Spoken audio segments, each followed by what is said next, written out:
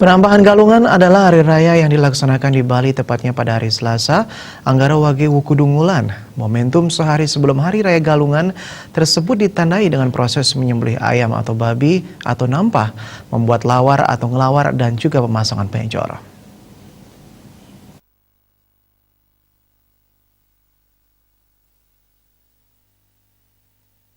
Sebagai ciri khas dalam masyarakat Bali yang pada zaman dahulu, penyembelihan ayam atau babi atau nampah biasanya dilakukan dengan acara papatung.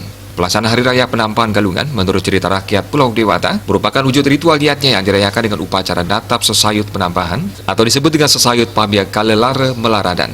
Makna dari profesi ritual ini adalah untuk mengingatkan umat agar membangun kekuatan wewe ke jedada atau membangun kekuatan diri untuk mampu membeda-bedakan ruah bineda. Jadi penyembelihan ayam dan babi itu sesungguhnya sebagai simbol untuk menyembelih sifat-sifat serakah, suka bertengkar, dan menghilangkan sifat malas dan pengorbanan dari babi. Diharapkan penampahan galungan disertai redungan agar dengan sungguh-sungguh kita berusaha untuk menyembelih sifat-sifat malas dan serakah yang mungkin masih melekat dalam diri masing-masing. Agus Sudiatmika, Bali TV.